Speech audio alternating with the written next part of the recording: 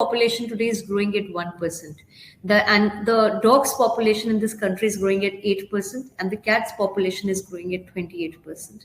Last 5 years, the sector has exploded through the roof. You have this whole concept of pet parents really taking off in a big way. And with growing affordability, people are not just willing to let their pets die, they're willing to spend on their healthcare. So we're really looking out for such opportunities as well, right? Similarly, medical dermatology as a concept, right? People are today have the money and the income to spend on their skincare needs, on looking better, on aging more slowly. So these are the newer themes. Ayurveda, for example.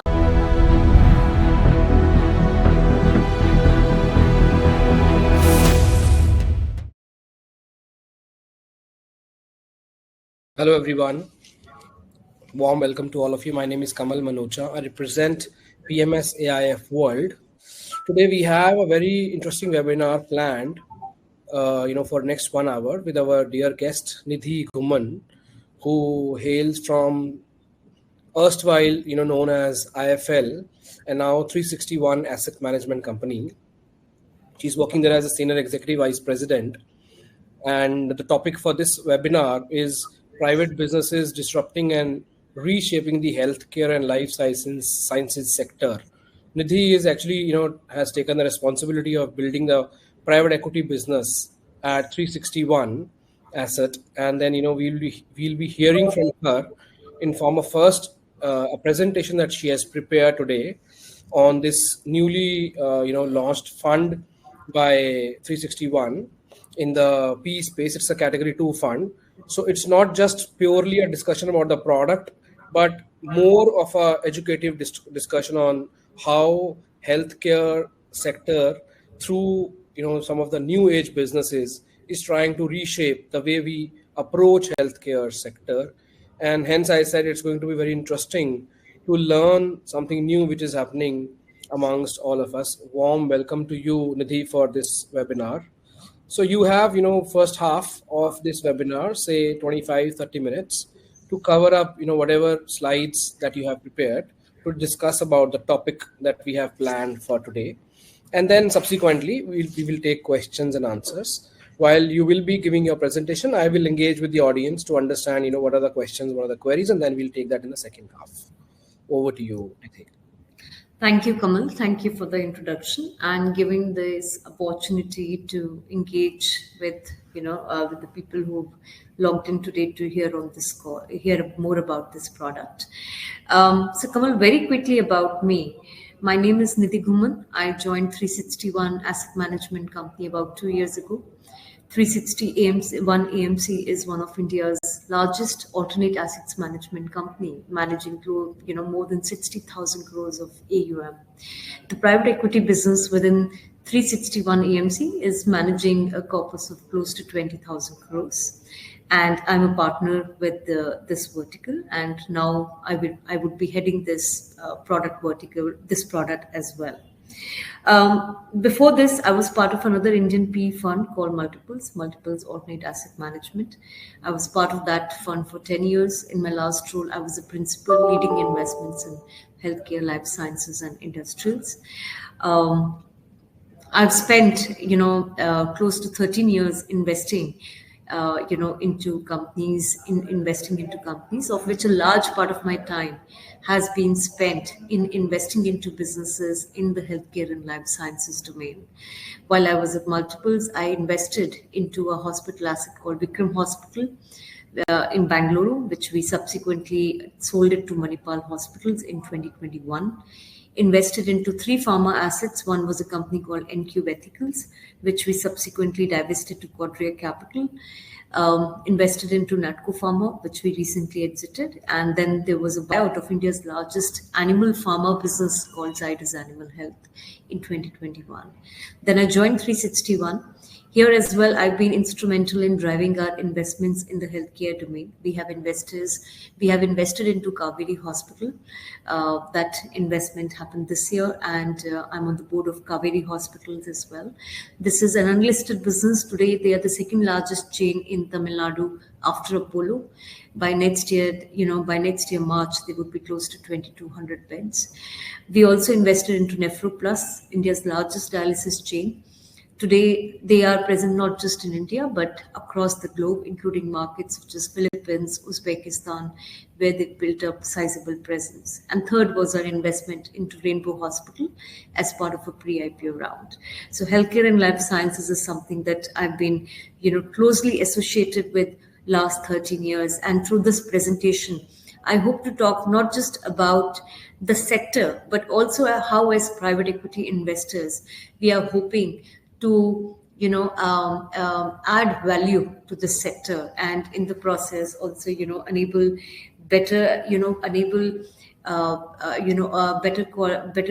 access to better quality of care as well. So I'll start off by just a minute. Okay. Yeah.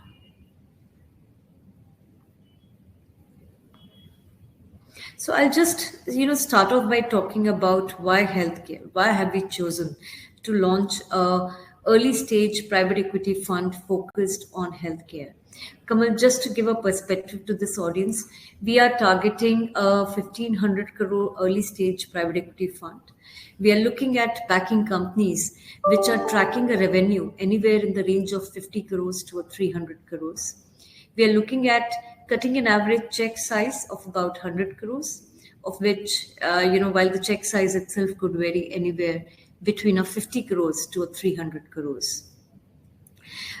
This is a growth private equity fund, which means that we are looking at backing 12 to 14 companies, taking up potentially a 10 to 40% stake in these companies, having a board seat and having all the possible minority protection rights and governance rights in the companies that we invest into. So I'll start off by talking about, why we have chosen healthcare as a theme.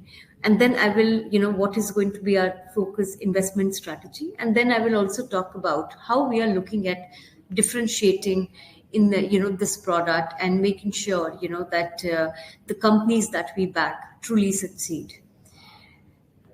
So, I'll start off with why healthcare. So Kamal, 2011, when I started investing into healthcare and life sciences space, that year, the venture capital and PE industry invested all of $350 million into this sector. In 2022, a decade later, this number was $4.6 billion. So 13, the investments into the sector itself have grown by 13 times in just 10 years. That's the kind of growth, that the sector has witnessed in terms of private equity, capital fueling, entrepreneurship in this segment. At the time when I started investing, it was all about investing into multi-specialty hospitals. Today, there are so many interesting and newer themes that are emerging. First investment we have made into India's largest hearing aids clinic company. We are hoping along the way we can back perhaps a medical dermatology company, a veterinary company, a point of care diagnostic company, a wellness and nutrition brand, and so on. What I want to really emphasize on is the fact that the ecosystem has really matured in terms of both the depth and the width of opportunities available. 10 years ago in this early stage segment, this would not have been, possible. But today, yes, we are, at a different point in time. Our country is at a different inflection point, and so is the healthcare, landscape in the country. So it is really possible to create a portfolio of 12 to 15 companies with no overlap. Just to illustrate, highlight on the kind of, the diversity of opportunities available. Last year, we backed Rainbow Hospitals. This is India's largest pediatric hospital chain. You see, when you walk into a Rainbow, you will have a pediatric gastroenterologist, a pediatric cardiologist, all the possible pediatric super specialists all under one roof. Children need different kind of medical infrastructure and different treatment protocols. And that's the need that Rainbow is catering to. When you go to countries like US, you will have one children hospital for every 20 adult hospitals. That's the gap that we still have to cover up over the next, 2 decades in the pediatric healthcare space. The second company that we backed was Nephroplus. You see, the being in India, the advantage that we have is, the advantage of our, population base. We are one of the most populated countries. Being in India, we can really build on businesses which thrive on economies of scale. And that's what Nephroplus does. Today, thanks to the scale that they have, they are one of the most cost competitive player globally. And now they are leveraging this cost competitiveness to expand into other markets like Philippines, Uzbekistan, Saudi Arabia, Oman, and so on. And similar is the case with Kaveri. They have, cracked the model of providing tertiary care in the tier 1, tier 2 cities, and now they are leveraging that strength to also expand into markets like Chennai, Bangalore. We hope to take the company, public over the next 3 years or so. So that's a kind of, diversity of opportunities that are available. Now, this slide, really talks about the macro opportunity. We all know that we are at a point in time where affordability is growing, where more and more people, the lifestyle diseases are on the rise, where our population is aging. There are 2 points that I'd like to emphasize on. I was recently in Madurai, not to survey the temples, but to survey the hospitals. Now, Madurai is a city, in south of Tamil Nadu, which is an important medical hub for that state. So south of Tamil Nadu drains into Madurai for medical treatment. Now, you will not believe it. That city has 596 clinical establishments, and only 6 of them are multi-specialty hospitals. And of those 6, only 2 are multi-specialty hospitals with full-time medical consultants across specialties. That's how unorganized and fragmented our healthcare system is. And that's the opportunity that we see. That, as affordability grows, as insurance penetration grows, people will shift from the smaller, unorganized setups to these much larger setups which provide a quality, comprehensive medical care. Second, India at the end of the day is a private spend market. You and I dread going to a government hospital. We consciously make a choice on which doctor to go to, which hospital to go to. And that lends itself to a certain degree of pricing power. And that's the opportunity in Indian, when it comes to investing into India's healthcare services market as well. The kind of profit pool that exists that, that is very attractive from an investment standpoint. India Health Stack is another opportunity that is opening up.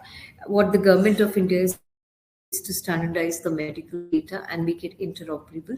Still early days, still the adoption of technology, when it comes to our healthcare services providers is minimal, but we are hopeful that just like India Financial Stack, has transformed the financial services landscape and opened up several new interesting investment opportunities. The India Health Stack, which will enable, this or, all of the healthcare services provider to come together on one data, on one platform and standardize this data and put the control of data in the hands of the patient could also be truly transformative for Indian healthcare, ecosystem and the patients, and in the process create many new investable opportunities for investors such as us. Still a long-term play, but we are keeping an eye out on potential opportunities in this space.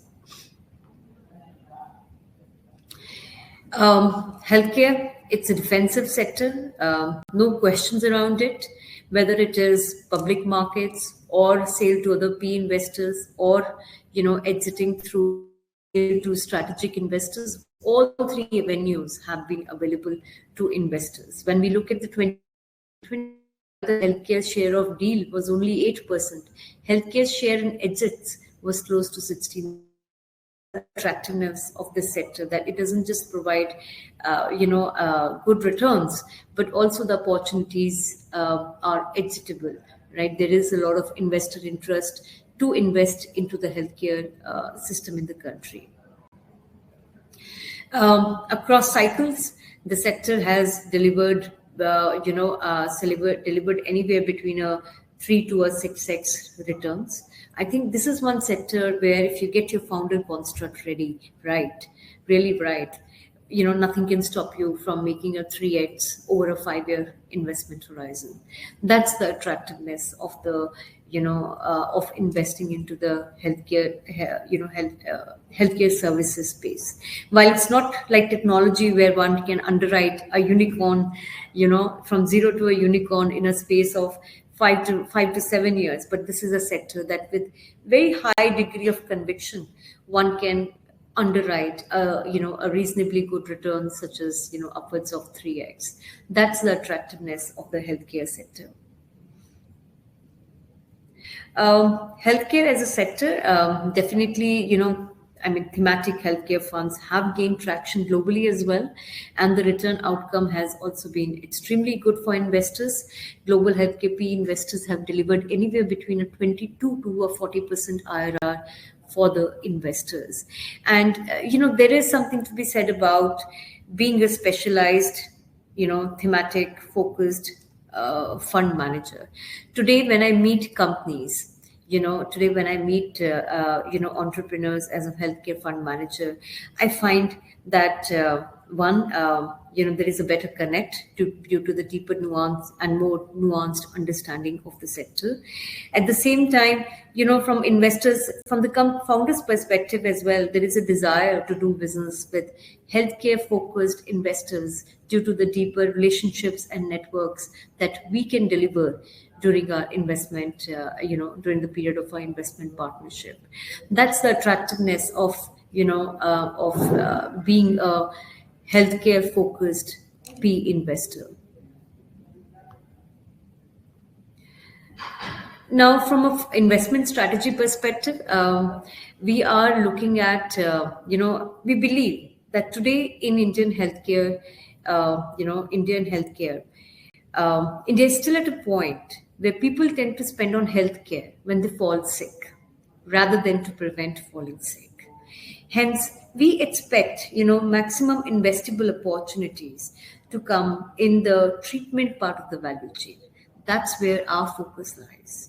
We expect that maximum amount of capital would get deployed into healthcare services providers. We expect, we are on the lookout for newer emerging themes in healthcare. We've just backed a company which is India's largest hearing aids clinic chain. As we speak, we continue to look out for newer opportunities in areas such as point of care diagnostics, eye care, oncology, infertility, pediatrics, diagnostics, medical devices, and so on. That's our focus area. Another 20%, so that's where we expect to, we expect that 60% of the capital would get deployed. Another 20% we are looking to deploy into health tech opportunities. Health tech opportunities can really be of three kinds.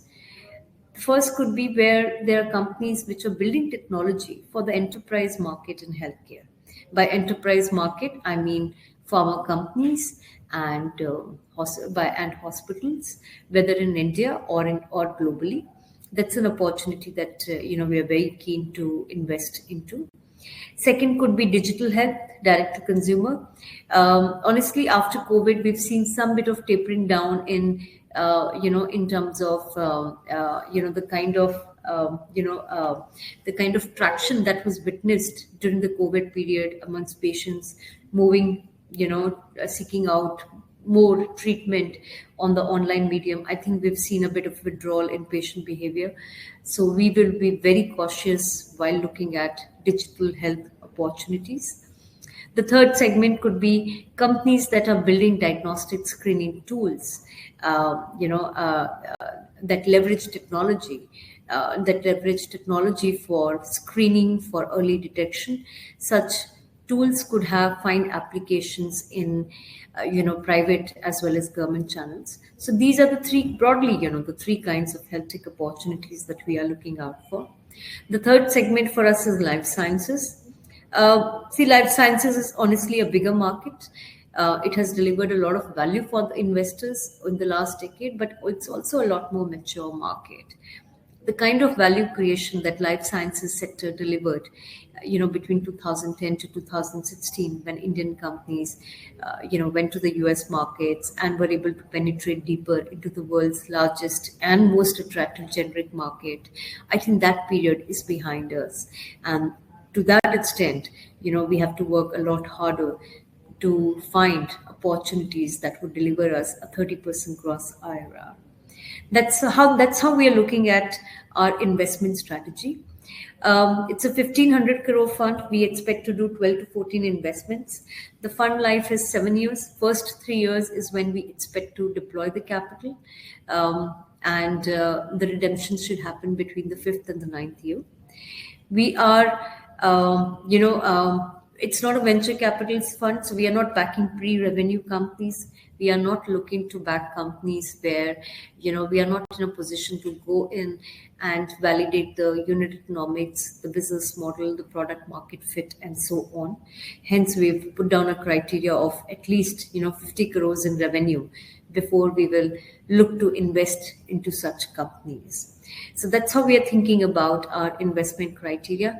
In each of the companies that we invest into, we do a full-fledged thorough diligence, which means, full-fledged financial due diligence, legal due diligence, and sponsor due diligence. To that extent, from a diligence perspective, we operate like any traditional private equity fund.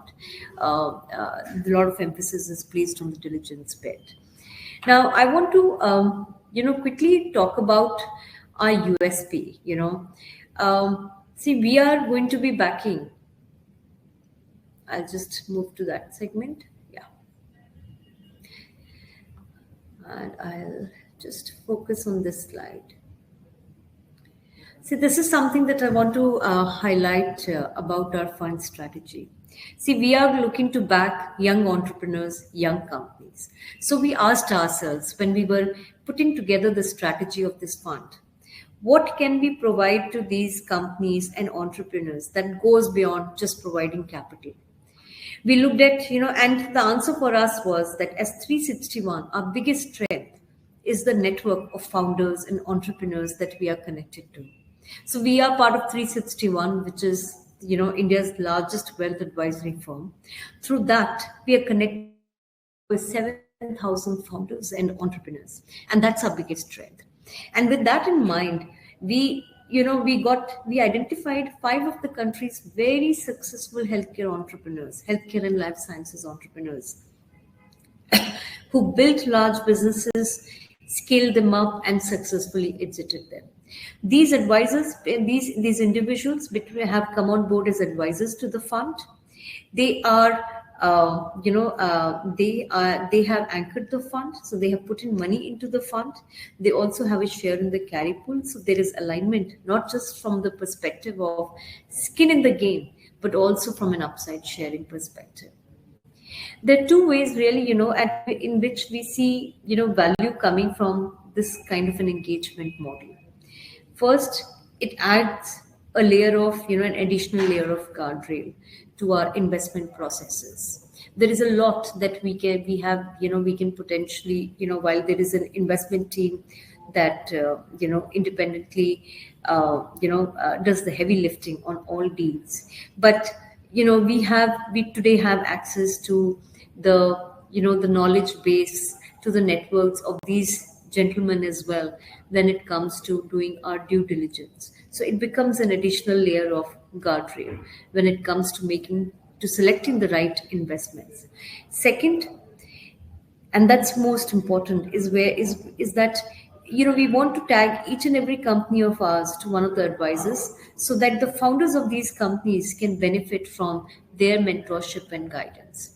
And I'd like to give an example with the help of our first investment that we made. We've just invested into a company called Hearing Solutions. It is India's largest hearing aids clinic chain. This is a very interesting investment. You see, as we age, we all experience a bit of deterioration in our hearing. Unfortunately, that age is only getting preponed because of all the noise pollution and this constant usage of these gadgets. Now, if you need to buy a hearing aid, a visit to a hearing aid clinic is a must. This is not a product that can be bought offline. This is not online. This is not a product that can be bought, through a distributor or a wholesaler. A patient needs to visit a hearing aid clinic where an audiologist will consult with the patient and will also, help identify the right device as well as program it. So you will get attached to that clinic for the next 5 years for sales, after sales service, support, frequent reprogramming needs, and so on. So you really want to buy it from a good and a reliable place. This company is India's largest hearing aids clinic chain. The founder, he did his masters in audiology from All India Institute of Audiology and Speech Therapy. Started this company, with family money, with an initial capital base of just 30 lakh rupees and brought it to this level. And now, he has raised money, which was completely primary for the purpose of, expanding this business, In this company's case, we've negotiated 2 board seats. One board seat has been taken up by me, and the second board seat I offered to Dr. Sanjay Arora. Thought process here was that, this is a very distributed retail healthcare services business. And, Dr. Sanjay Arora's business, which was, diagnostics business, had a very similar, format, hundreds of collection centers again. So similar challenges around cash management, people, systems and processes, and so on. So the thought process here was that, if we can bring Dr. Sanjay Arora on the board as a mentor, as a guide, some of the, he can transfer some of those learnings that he had during his journey as an entrepreneur. So to that extent, there would be fewer pitfalls and fewer, and the value creation journey can be accelerated. That was the thought process behind bringing him on board. And that's what we are looking to replicate with each and every, investment that we make. So this is how we're looking at really, differentiating by being a solution provider that, that goes beyond providing capital. The other USPs of the fund that I'd like to talk about, I've spoken about how these advisors are helping us to better diligence, are helping us do better value creation post the investment. The things I would like to emphasize on: one, through 361, our biggest strength is our 361 Wealth Network, through which we are connected to over 7,000 founders and, entrepreneurs. There is, hardly a deal that happens in the market that we do not get to know about thanks to this network. We are also running the country's largest fund program. We are investors in a lot of VC funds, and that gives us preferential access to their deal flow. And third is, of course, the team here has put in a lot of work. Team here comes with a lot of investing, healthcare and tech investing background. I've just hired, somebody from Cipla who was playing a role there on the strategy and M&A side. I have, Sameer Nath, our CIO. He comes with tech, investment banking, and investing background. So that's the team that's going to be driving this fund forward. Yes, and that's what I think is going to play out as a strength in terms of being able to deliver a 30% gross IRR and a 25% net IRR for our investors. So that's the presentation from my end, Kamal. We're happy to address any of the questions. Sure, Nidhi. I think this was very interesting and a lot of learning for me as well. So first question that comes to my mind when I put myself in investors' shoes is that we know, there was a trend which was in favor of pharma during COVID period, during 2021. And then in 2022, we saw a fall in valuations. So we understand that, the listed space has seen fair bit of valuation correction, because at the time of investment, where do valuations stand is also very important. You've explained the overall, the target universe very thoughtfully. But how do valuations stand in terms of unlisted space, and how have they fared over last, say, 1 year or 18 months? So this is very important aspect which I think investors will be keen to first understand. Kamal, honestly, had I launched this fund in 2020, we would have been having a very different kind of conversation. Had I launched this fund in 2020, I would have been staring at multiples derating. I would have been pushed into, the FOMO would have pushed me as well into doing a lot of health tech investments, as we saw between 2020 to 2022 period, right? And I think what has happened in the listed space has happened in the unlisted space as well. We've really seen the valuations, correct in a significant manner, even in early stage business, in early stage businesses as well, from both, the founder expectations as well as investor expectation. There has been a significant correction in multiples, and to that extent, I think we're truly blessed that we are starting off in this vintage. Sure.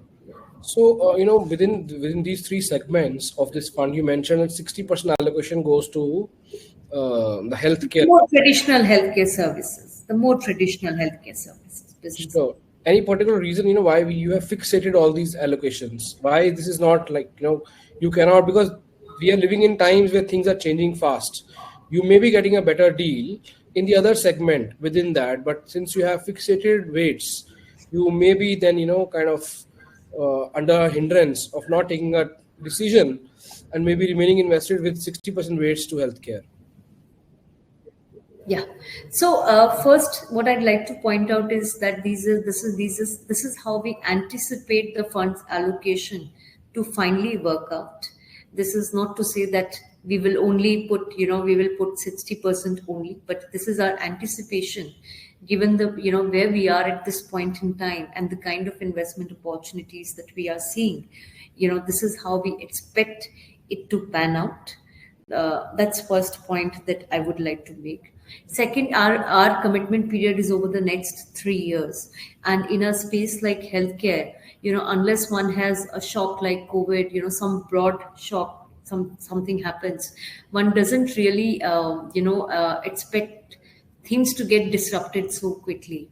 That's also something that I'd like to emphasize. And this is really, based on, the team's collective team and the advisors' collective learnings, judgment of several decades on where do investment opportunities today, in which spectrum of healthcare services are we likely to see maximum investable opportunities. For this fund, we are really looking to back companies where, we are taking on the scaling up risk, but not the mortality risk, which means I'm really looking to back companies which are profitable, right? And which are profitable. We're really looking, and to that extent, one sees a lot more such opportunities, in the traditional healthcare services domain, where the founder would have, started that business because he had a certain degree of expertise and connects to that sector. For example, hearing solutions. The founder is an audiologist himself. His father was also an audiologist. So he built on that expertise to create this business, right? And that is how he could do it profitably and sustainably over the last 10 years. Those are the kind of investment opportunities we are looking to back, right? Where we are not likely to see too much mortality risk. And of course, I have been investing into this space for the last 13 years. Basis, the kind of deal flow that we are seeing in healthcare life sciences. This is our assessment of where we expect maximum investable opportunities. And there are a lot of new areas that are emerging. For example, veterinary care, right? The human population today is growing at 1%. And the dogs population in this country is growing at 8%, and the cats population is growing at 28%. Last 5 years, the sector has exploded through the roof. You have this whole concept of pet parents really taking off in a big way. And with growing affordability, people are not just willing to let their pets die, they're willing to spend on their healthcare. So we're really looking out for, such opportunities as well, right? Similarly, medical dermatology as a concept, right? People are today have the money and the income to spend on their skincare needs, on looking better, on aging more slowly. So these are the newer themes. Ayurveda, for example, could be another theme, right? People are really looking for those alternative therapies as well. So I think we are at a point in time where income levels are growing in the country. Our lifestyles have changed. There is increased burden of lifestyle diseases, and people are looking for more specialized, healthcare, services providers, and that's a theme we are really looking to back. Sure, Nidhi. So, from investors' point of view, there are more than 1,000, I would say, PVC funds. And at any point of time, there are more than, I would say, 50 funds which are raising money. So most funds like our flexi cap or multi cap, they can operate in, various, I would say, facets. Why will any investor actually particularly invest into a thematic, one sector fund? And what is so, I would say, differentiated about your fund in terms of risk reward from investors' point of view in such a crowded market? Firstly, what I want to emphasize is that the comparison for us is not the listed funds, right? Because what you just spoke about are listed funds. We are not looking to invest into the listed space. We are really going to be investing into unlisted companies. Sorry to cut you. I'm talking about unlisted funds also. There are Yes, more. so unlisted. So Yeah. I'd like to point out that it's not as competitive as you're saying. My competition really today is just 3 to 4 sector thematic healthcare funds, or it is more sector agnostic venture capital funds who do not have the same degree of expertise when it comes to understanding the traditional healthcare services domain. That's something that I want to first emphasize. So when it comes to winning the right deals at the right terms, it is it is not a very hyper competitive segment at this point in time. Secondly, it's an unlisted fund. We are aiming for top quartile performance. Top quartile performance in PE industry implies a 30% gross IRR and a 25% net IRR after carry and after expenses. That's a return profile that we are targeting. And third, what I want to emphasize on from a differentiation perspective is really the investment team and the kind of advisory board that we put together and the credentials of 361 as a platform, right? No P fund in the country has this format where a fund is anchored by healthcare entrepreneurs who are putting in a substantial amount of money into the fund, who also have a share in the carry pool. So they are committed and engaged to making this fund and its companies a success. The investment team here comes with very strong credentials in investing. As a platform, 361 has raised over 20,000 crores, has built a very good track record of delivering returns for the investors, and that's really our differentiation. Sure, Nidhi, well said. So, subsequent question that I'm reading from other chats is that do you foresee staying invested in early portfolio assets through the tenure of the fund, or you will be churning the portfolio and doing reinvestments also, from some of the exits that you do in the fund? See, typically in unlisted companies, one invests with a 5-year investment horizon, right? So to that extent, churn and the commitment period is only 3 years. So to that extent, churning the capital in a private equity fund is not that easy, unlike a listed markets fund. That's something I'd like to emphasize on. Second, there could be, very selective situations where we may get, a very quick re-rating and we may take a few chips off the table during the first 3 years. In that case, we would reinvest. Otherwise, as and when there is a liquidity event, the money will be returned to the investors.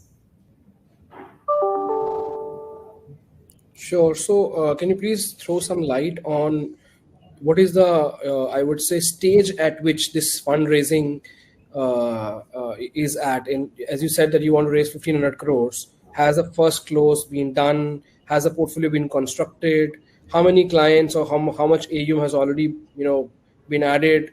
What is the expected timelines till what this fund will remain open? Can you please throw some light on all these Yes. things? See, we kick-started the roadshows. Hello, Kamal. Yes. Yeah, So, yeah. Kamal, we kick-started the roadshows in November, in the on 1st of November. That's when we started fundraising. As we speak, by January, I expect to cross 500 crores in commitments. And so, in a space of 2 months, we would have crossed 500 crores in commitments. We have so far done one investment. So for that investment, we had to do a quick, first close. We have invested 50 crore into this company, Hearing Solutions. It is, out there in the public domain as well. As we speak, we are working on several other new investment ideas that we will take to a conclusion towards March or April of next year. So this is a private equity fund. You should expect that over a period of 3 years, we will make our investments.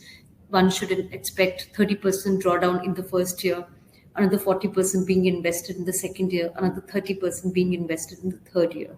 4, 2, and 5 investments every year is what we will look to do. And yes, that's how we are looking at building out this portfolio.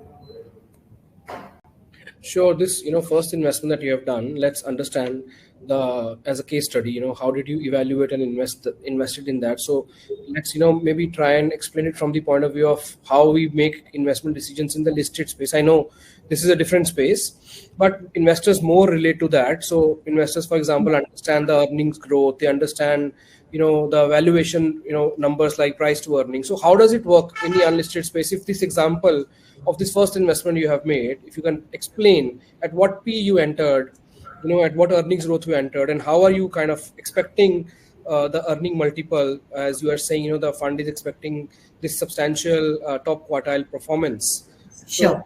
yeah. Sure. So, Kamal, when it comes to making an investment decision, uh, whether it is listed markets or unlisted company markets, the frameworks are very similar. Half of our time is spent doing our diligence on the industry and the company, and another half is spent in evaluating the promoter, the founder, and the management team. Because there is an additional layer of liquidity risk, right, when it comes to unlisted situations.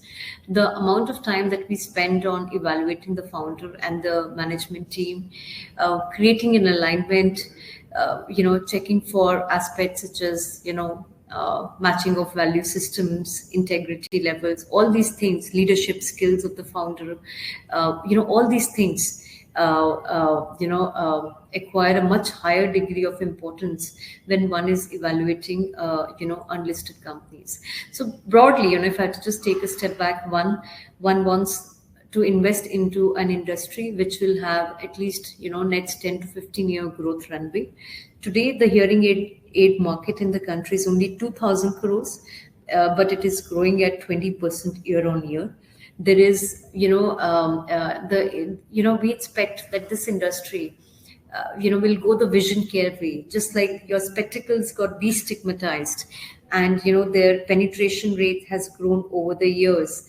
And it's no longer a medical product, but a lifestyle product, a consumer health product. We expect the hearing aid market to shape in a very similar fashion, where driven by increasing accessibility, awareness, and affordability, the adoption will increase over a period of time. Second, from a company's perspective, this company is a leader in this segment today in the country. What differentiates them is the kind of technology backbone, the systems and processes that they have built that has allowed them to scale from 1 clinics to 90 clinics today, and which we believe will allow them to scale to 300 clinics as well. So a lot of time was spent in, just doing a diligence around their systems, processes, the technology backbone, and so on. Third piece for us was the founder himself. The founder's father was an audiologist. He also did his specialization in audiology, started practicing as an audiologist, and then, then decided to instead focus on building this business instead. All our reference checks within the channels, with the customers, suppliers, competitors were extremely positive, on the company, the founder, and the management team. So that was one aspect which we looked at. Fourth, we see that, just like today, Lenskart and Titan have been able to create a brand and a brand loyalty. This segment also, because it's a retail play, will enable creation of a brand. And where there is brand, there is loyalty and there is pricing power. And that reflects in their business, unit economics as well. I don't want to, speak more, speak on this platform about their unit economics, but the unit economics were extremely positive and very attractive. And that's what attracted us towards investing into the business, right? After all, he's brought this from a scale of to the 75 crore revenue with an initial capital base of just 30 lakh rupees. That speaks about the unit economics attractiveness of the business. While looking at the valuation bit, we looked at the comparables both in India and globally. The global hearing aid companies are trading at close to 4 times. Deals in the single specialty space in India have happened between 4 to 5 times revenue multiple, EV to revenue multiple. These 4 large global companies have also been acquiring players globally, including in China, and these deals have been happening anywhere between 4 to 5 times. Given that we are investing at an early stage, we are taking up a scaling up risk. Obviously, we entered at a valuation which provides room for multiples expansion as well. So that's how we really, thought about this investment. Sure, Nidhi. So, you also mentioned that in the first investment you have deployed 50 crores. So, which means, can we expect the portfolio would have around 30 companies for 1,500 crore AUM? Because our first deal, we deliberately stuck to a company with a smaller check size because we were just launching the fund. But as we move forward, we expect to gravitate towards 100 to 150 crore check sizes. So probably portfolio would have around 15 companies. Yes, not more than that. Sure. And how will you decide at what stage will you exit? What will be the exit route? When you are investing, are you keeping the exit also in mind, or you just investing in a, I would say, very attractive proposition, and then obviously, building a portfolio at this stage, and you'll be thinking about exit over a period of time once the fund is fully deployed? See, exitability is a very important part of investment decision, right? There are really 3 ways in which one could exit a P investment. One could be through an IPO, second could be by sale to other P investors, and third could be by sale to other strategic investors. In this company's case, for example, sale to strategic investors is a distinct possibility. Second, sale to other P investors, certainly we see a 15-year growth runway for this industry. So 2 out of the 3 exit options were available to us.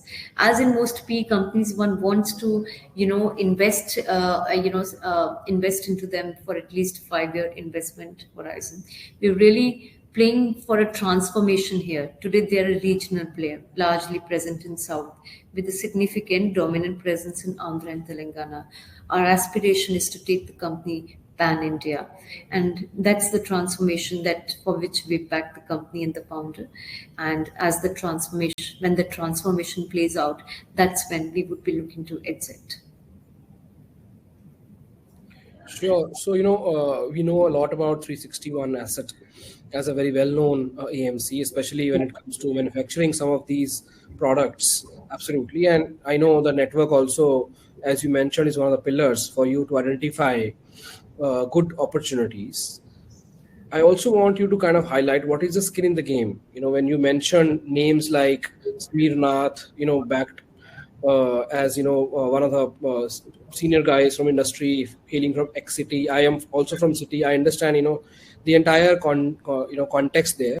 But yes, you as I would say senior executive vice president, part of investment committee, responsible for taking our major decisions, as well as Samir Nath, and then backed by Karan Bhagat.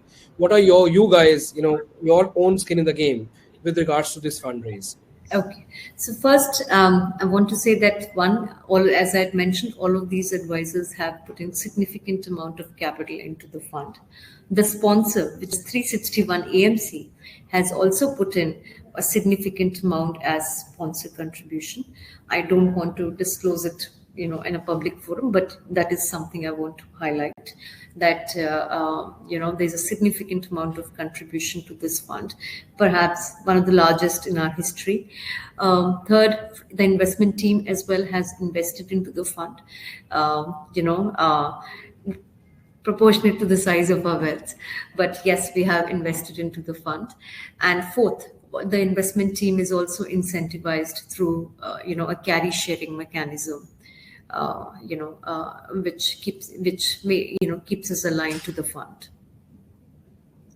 No, Nidhi. So I think this has been really interesting discussion. Let's maybe now in the last 10 minutes have some light discussion, understanding what's your view on the market.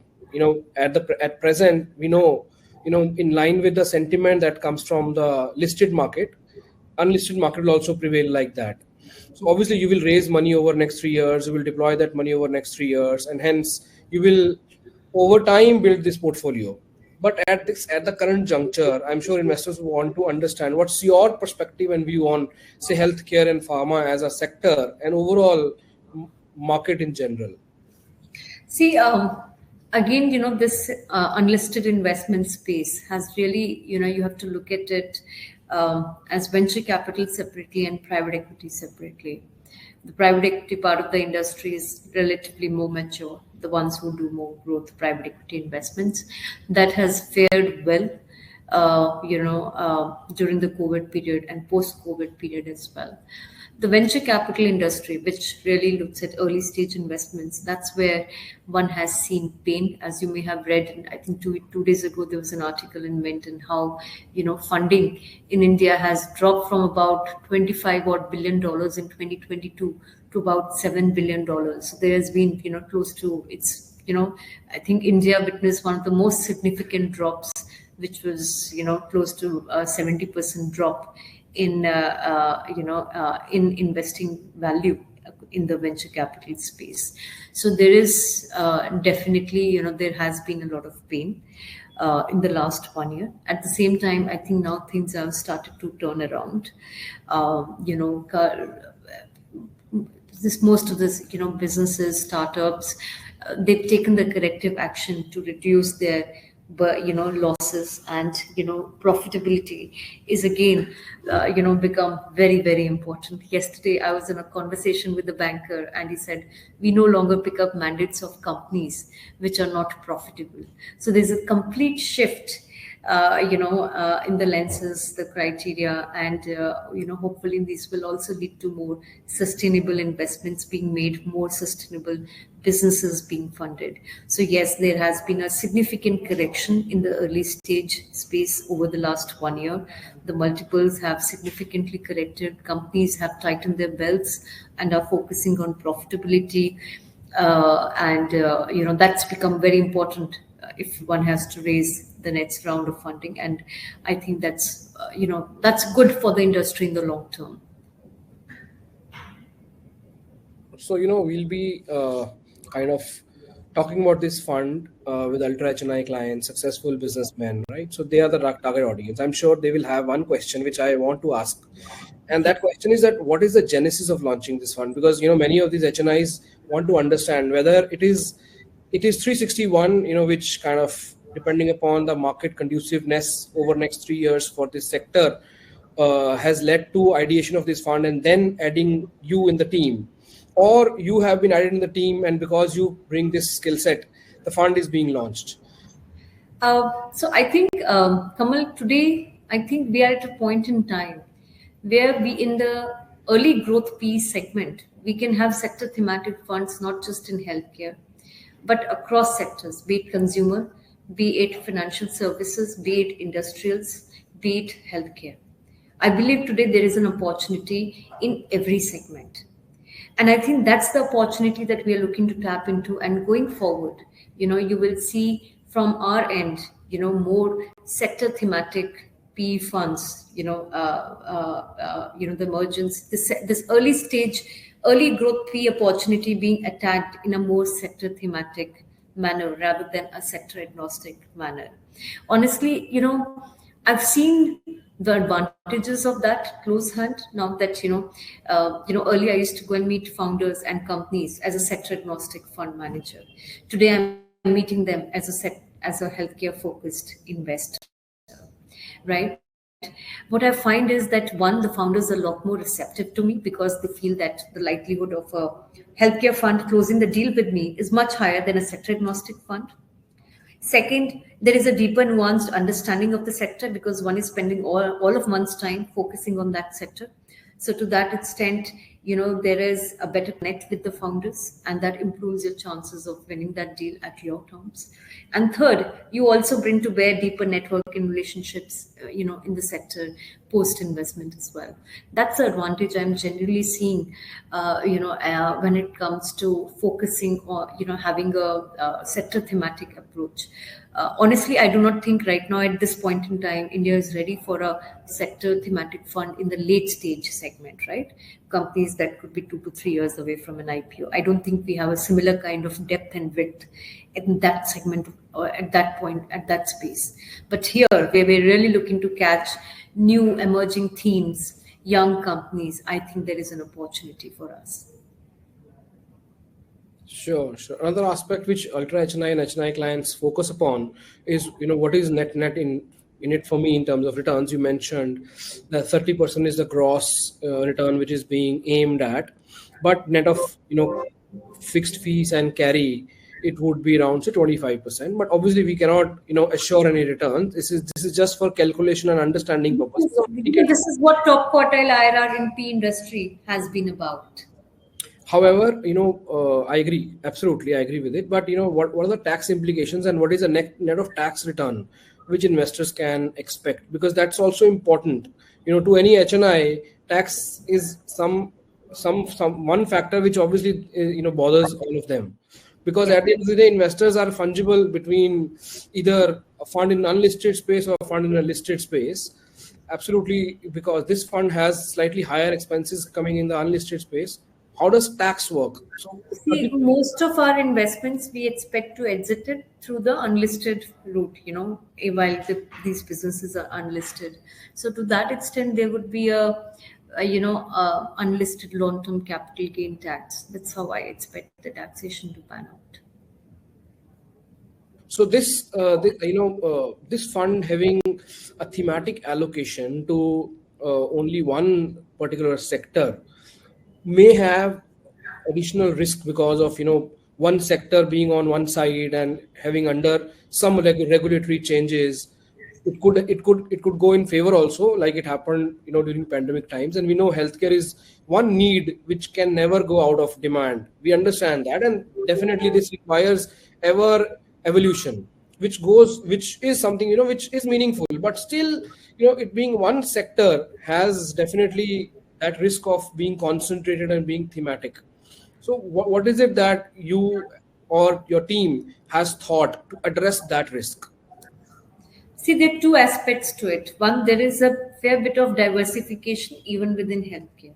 So if I back one company in infertility space, I'm not going to create another company in the infertility space to my portfolio, right? And to that extent, if there is an infertility player, there's an eye care player, even if, let's say, government was to, take a price control action on one segment, or there were some regulatory changes to infertility would not be more than 8 to 10% of the portfolio. So to that extent, the risk would be, the risk to that extent would get limited to that particular sector exposure.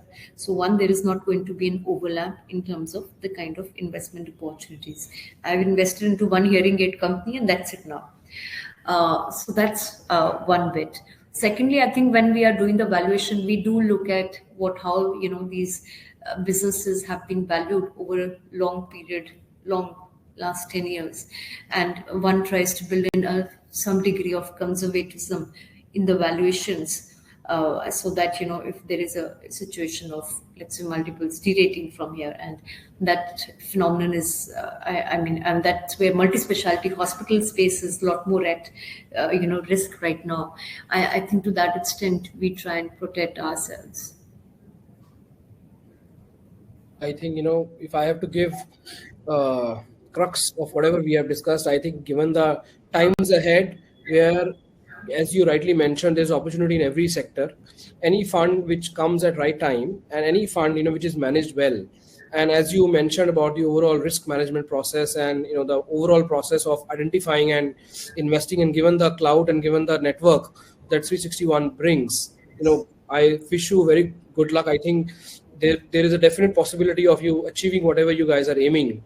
Fund is definitely having a differentiation, for HNI clients, and it also has a feel good factor, which is also something which matters to, I would say, successful, rich, affluent class of investors, right? They are not just investing for returns, but also investing for contributing to some of these businesses which are going to change the way we kind of approach the overall healthcare, which is one of the very important needs that all of us have. And it has been really pleasure conversing with you. I think, this fund is definitely interesting. It is a thematic fund. In all likelihood, if things go well, if you are able to manage the diversification aspect, the valuations aspect, the entry aspect right, fund should deliver, I think, good returns. Because yes, thematic funds do deliver well if they are kind of invested at right time. And looks like the timing is also right, because now, as you mentioned, that the flows to VC and PE have drived over last 2 years, they will definitely now maybe go upwards as interest rates, as the cycle will reverse, which, in the recent stance by Fed, we have already seen that stance is turning from hawkish to dovish. So obviously the timing also seems right. Thank you so much for your time today, and thank you everyone for joining. Thank you everyone. Thank you so much.